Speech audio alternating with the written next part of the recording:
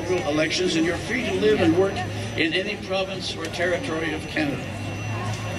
Canadian citizenship also comes with great responsibilities, like obeying the law, taking responsibility for oneself and for one's family, serving on juries, voting in elections, helping others in our community, and protecting and enjoying our heritage and our environment.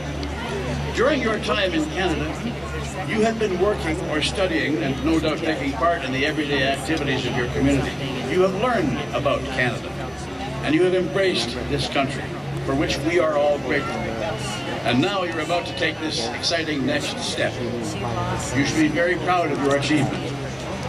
Today's citizenship ceremony is even more special because it's taking place on this 150th anniversary of our country's Confederation. And while we're doing that, I'd like to take a moment to remember, particularly because Major Mott is with us, to remember the people who fought and died in both World Wars and in Korea to make sure that we were able to have this ceremony today. And if you would like to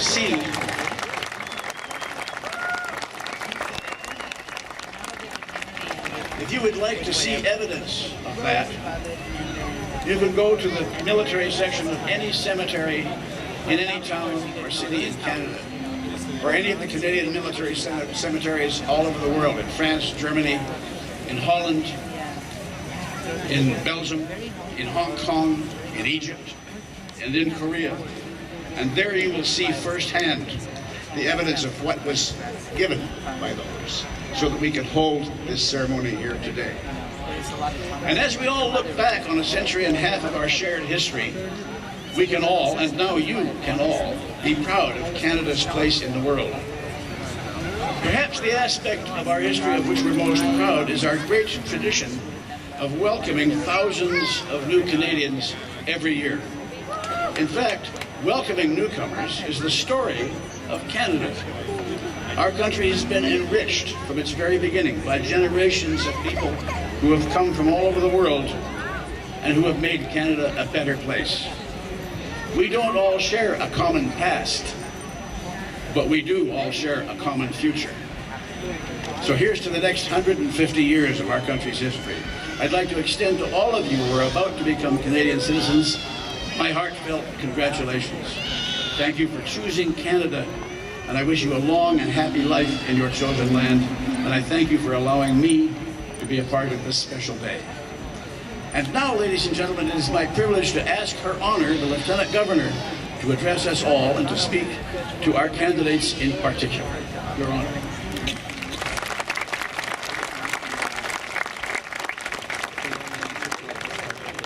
Very good morning to you all. What a very, very special day. You know, this is one of 55 ceremonies going on across Canada today.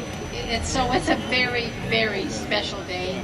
I won't go over the things. This is when you speak second. You have to make sure you listen who speaks first. So I'm not going to repeat a lot about what Tommy said, other than I will just acknowledge that we are on Treaty 6 territory. I'm not going to say any more. But I will tell you that it is a true privilege for me to share this very, very special day with our new citizens. I can't think of a more appropriate time to become a Canadian than on Canada Day. And this year's celebration, as you've heard from Tommy, are particularly meaningful.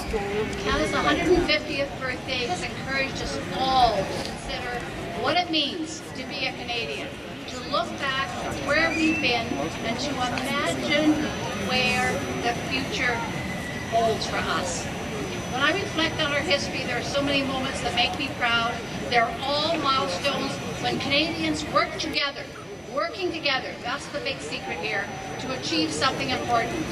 I do think of moments it was mentioned, and I do acknowledge, of course, our military. I worked very, very hard this last year with the military, and I will tell you that, of course, when you think of anything to do with Vimy Ridge, that was April 1917, just 100 years ago.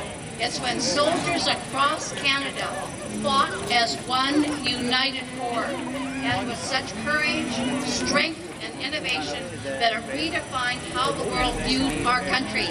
That was really what was the beginning of people acknowledging wow, is that what Canada is?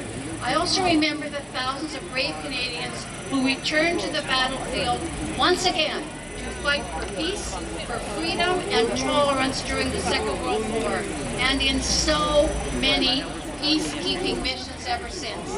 When I reflect what makes me most proud, I also think about all the Canadian teams that have worked closer to home, I'll say that. That includes the suffragettes from a century ago and women like the famous five who were the very first wave, thank you, that's right, in that long.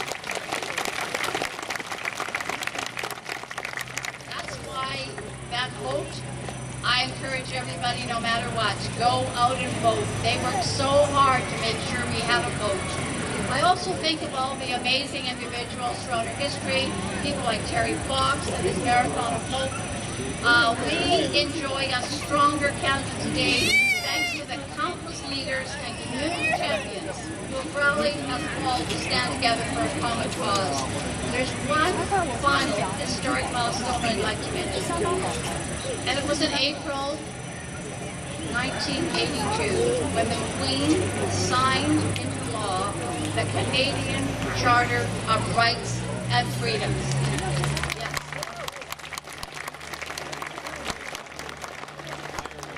That's the document that affirms that we are a peaceful, tolerant, and welcoming country that values diversity and encourages everyone to share the best of who you are. So, with the oath you take today, you are joining a proud history of Canadians who have shared their voices, their wisdom, and their energy to make our community a little better. Now it's your turn to add to that legacy. So as Her Majesty the Queen's representative, it's my pleasure to welcome you to our Canadian family and to wish you every success. Please enjoy this very special day. Thank you.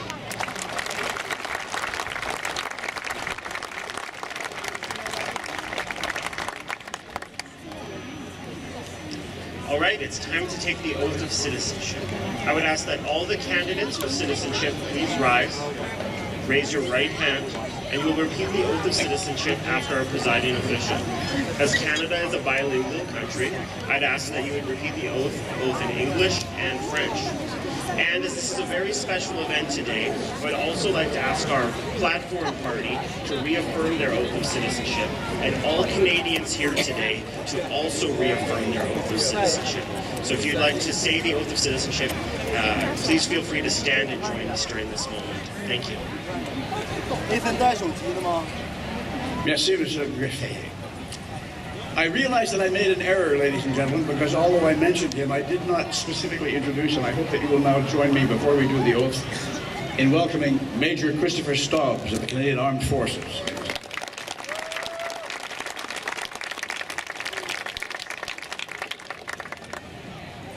Now, Canadians, please raise your right hand and say after me, I swear that I will be faithful and bear true allegiance to Her Majesty Queen Elizabeth II, Queen of Canada, her heirs and successors, and that I will faithfully observe the laws of Canada and fulfill my duties as a Canadian citizen. Et maintenant en français. Je jure que je serai fidèle et porterai sincère allégeance à Sa Majesté, la Reine Élisabeth II, Reine du Canada, à ses héritiers et à ses successeurs, que j'observerai fidèlement les lois du Canada et que je remplirai loyalement mes obligations de citoyen canadien.